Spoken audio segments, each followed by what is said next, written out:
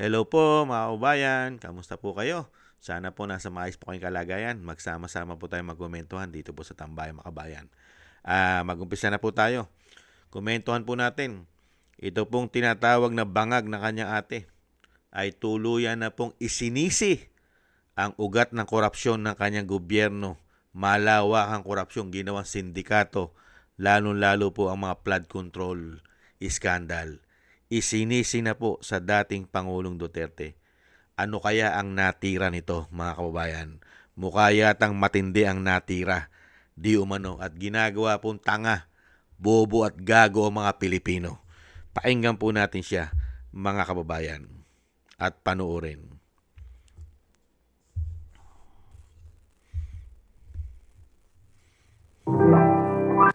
And back to about that time, 2017, 2018. And at the time, President Duterte acknowledged that there were great problems in terms of the flood control projects. Pero wala namang nangyari. Having acknowledged it, it did not find accountability in anybody. So that I guess that was left up to me. Kung hindi ko sinabi yung sinabi ko sa SONA, wala tayong pinag-uusapan na ganito. I am the one who exposed all of this. And I'm the only one that has started to do anything about this. Bakit ang mga nakaramba na Pangulo, may nakita ba kayong ginawang ganon? Meron ba silang kinulong? Meron ba silang finish na account? Meron ba silang mga na investigasyon na ginawa? Wala. Sa akin lang. Tapos sasabihin, ako daw ang may kagagawan. Eh kung talagang racket ko yun, ba't ko sisirain yung racket ko? Di ba? That makes absolutely no sense.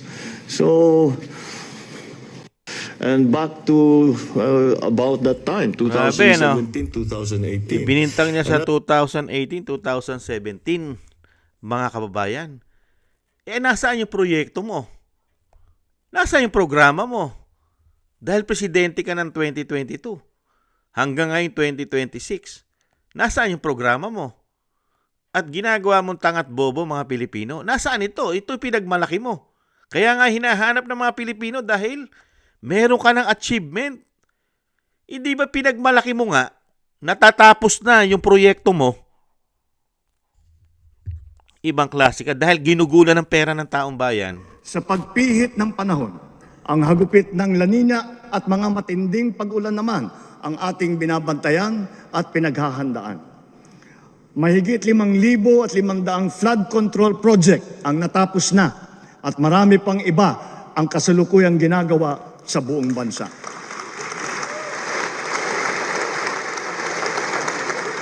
Isa na rito ay ang Flood Risk Management Project sa Cagayan de Oro River na magbibigay ng pangmatagalang proteksyon sa mahigit 600 ektarya ng lupa at 60,000 nating mga kababayan.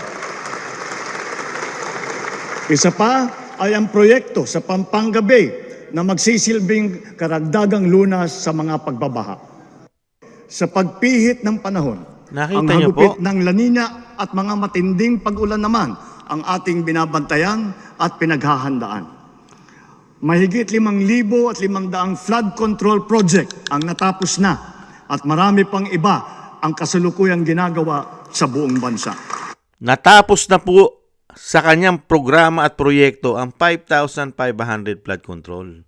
At marami pa raw pong matatapos. Ngayon, nasaan na yon? Nasaan na po yung 5,500 na natapos mo? Di ba yun nga hinahanap ng mga Pilipino dahil ginugulan po yun ng pera ng taong bayan? Ginugulan po ng pondo yun. Saan po napunta yun? Mga kababayan, ngayon po, lahat po ngayon, sinisisi niya na kay dating Pangulong Duterte yung programa niya na wala pong napala ang mga Pilipino. Ibang klase ka. At kung talagang ang sinasabi mo na si dating Pangulong Duterte nag-umpisa ang korupsyon ng flood control, bakit mo pinipigilan? Bakit yung pinipigilan ng investigasyon? Di ba iniimbestigahan na ni Senator Marcoleta, nila Senator Alan Peter Cayetano flood control? Biglang nagulo sa Senado at bigla niyong pinilit bawiin ang liderato ng Senado At ngayon, may investigasyon pa ba sa flood control? Wala na. Patay na. Tapos sasabihin nyo, puro kay Duterte.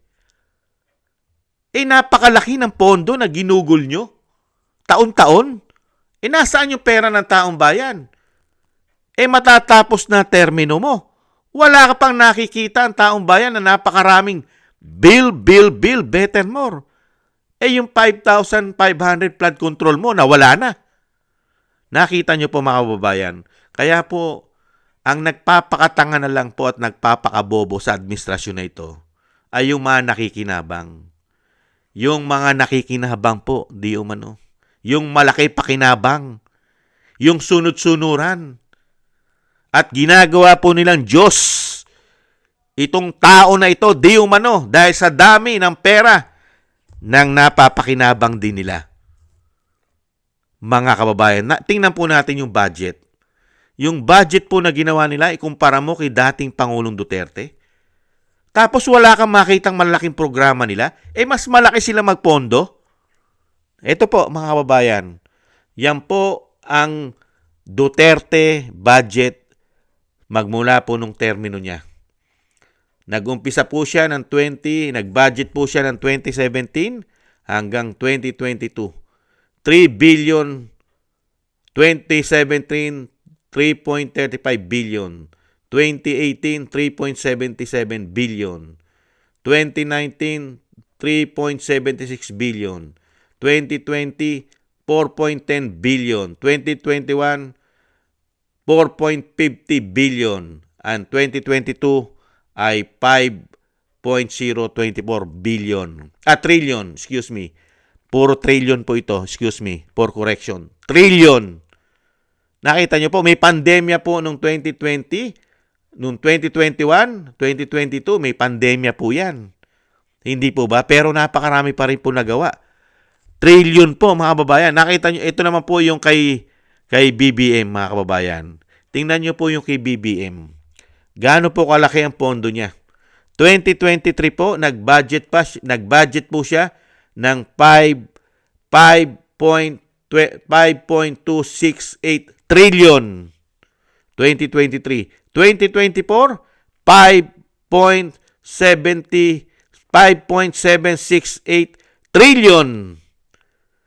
2025, 5.925 trillion. 2026, 6.300 trillion. At ito pong plano po nila ng 2027 ay 7.200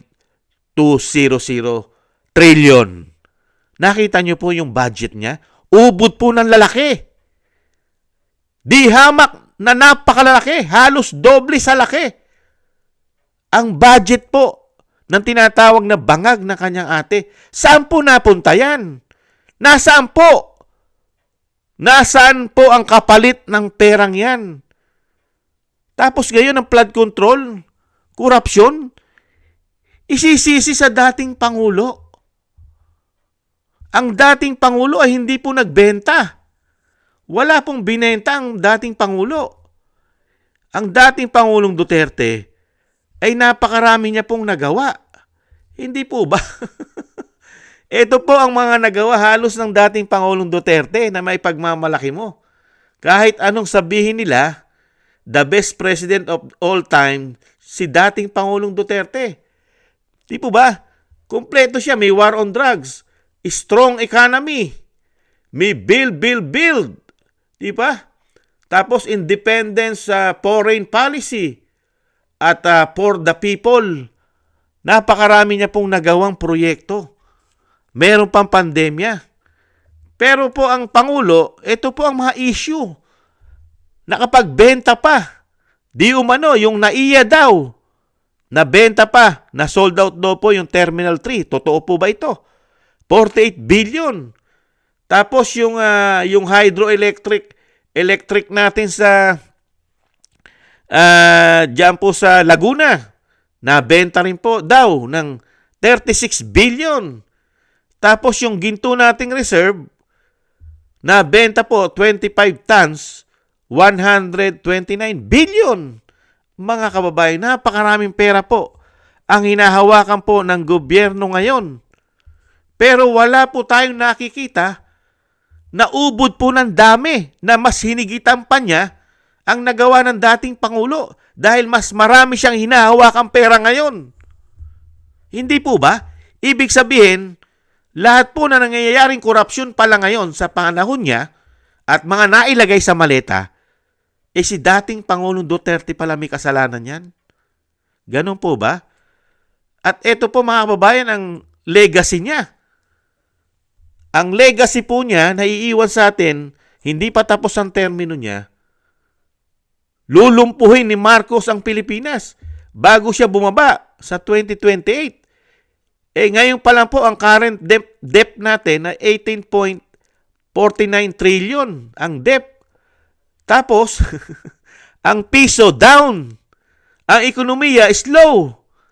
Walang malalaking legasiya. No big project.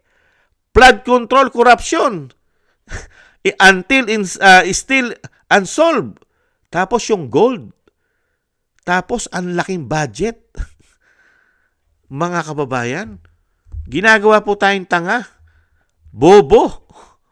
Mga kababayan, ibang klaseng gobyerno ito.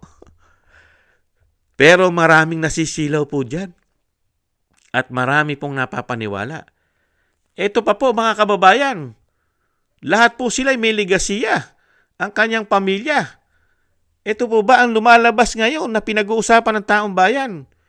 Ang kanyang asawa ay meron pong issue na agricultural scammer.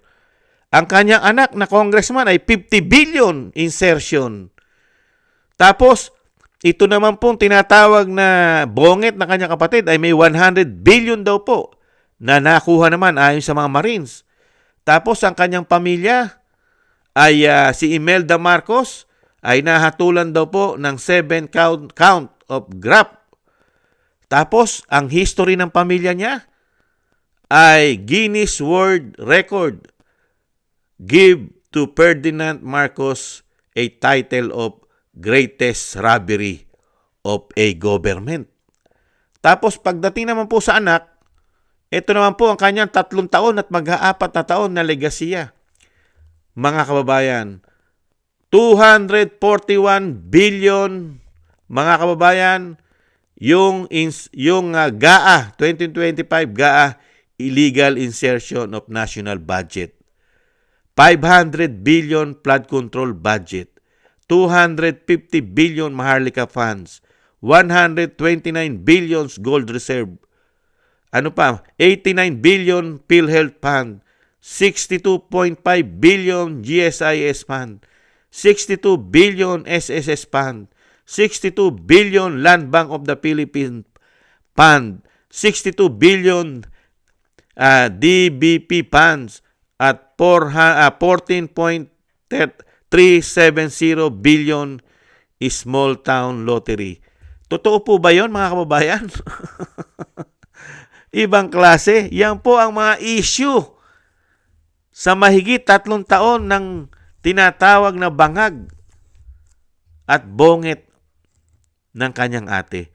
Napakalalaking pera. Napakalalaking numero ng pera. Magmula sa budget. Kung mag-budget po sila ngayon, ubod ng lalaki. At karamihan pa'y utang. Binaon tayo sa utang. Nabebenta pa mga asset. At nasaan na po yung Maharlika Investment Fund? Hindi lang naman po flood control ang hinahanap ng mga Pilipino. Hindi po ba yung gold reserve?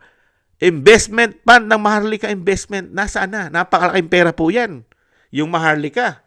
Hindi po ba? 250 billion, hindi ba baba? Nasaan na po yan? Wala na po tayong balita dyan. Kaya dito po mga kababayan, isang damukal po ang pera ng taong bayang hinahanap, ino-audit ng mga Pilipino. Tapos ngayon, uupo ka lang dyan sa isang mesa. Tapos sasabihin mo, ikaw lang ang bukod tanging presidente, ang nagbunyag. Hindi ba ang nagbunyag ng korupsyon ay si BP Sara at ang dating Pangulo? Di po ba? Ibinunyag ng mag-ama ang matinding korupsyon nagaganap sa ating bansa. Kaya nga pinatapon siya sa dahig, pinulitika at ini-impeach ang Vice President. Kaya nga po ang ating bansa, mga kababayan, ay sindikato. Sindikato na po pala di umano ang ating bansa. Dahil mismo yung Pangulo ay nagiging tagapagsinungaling ng malawakang korupsyon. Di umano sa kanyang administrasyon. Mismo siya na po ang gumagawa di umano ng kasinungalingan sa mga Pilipino. Yung mga statement niya at pinagmalaki, nakalimutan na po niya at ginagawa niya pong tanga ang mga Pilipino. Ginagawang bobo ang mga Pilipino. Yung investigasyon, pinatay na. Wala nang malawakang investigasyon sa flood control. Tapos sasabihin mo, ikaw lang ang nagbunyag, ikaw lang ang lumalaban, ikaw lang ang nagpapanagot, ikaw lang nagpipris ng asset. Halos lahat sa panahon ngayon, kaalyado mo. At sa panahon ngayon, laganap ang korupsyon, kaalyado mo ang involved. At wala pang nakukulong sa mga kaalyado mo. Di umano. Hindi po ba? Yan po mga kababayan, ang hirap po sa ating bansa dahil naging sindikato po. Wala na po tayong tatakbuhan. Kasi lahat po sila'y nagsama-sama. Kawawa po ang ating bansa sa mga taong ito na sila lang po nakikinabang sa ating mga buwis at mga inuutang nila. At dadaanin lang po tayo sa ganitong mga statement. Yung pera na hinawakan nila na daan-daang trilyon. Mga kababayan, how many trillions? Nagbenta pa ng mga asset at kumuha pa ng mga pera. Mga kababayan, lalong-lalo po pati ginto. Dadaanin lang po tayo sa lahat ng issue ng korupsyon nila doon sa dating administrasyon. Ganyan po tayo binababoy at ginagago ng mga walang yang ito. Di umano. Maraming salamat po mga kabayan. Sana gusto po natin tambayan mga kabayan sa YouTube at TikTok.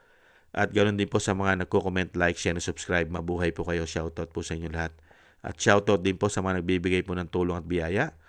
At thank you po sa inyo lahat. Mabuhay po kayo. God bless po sa inyo lahat. Muli po mga kabayan, ingat-ingat po tayo. Bye-bye.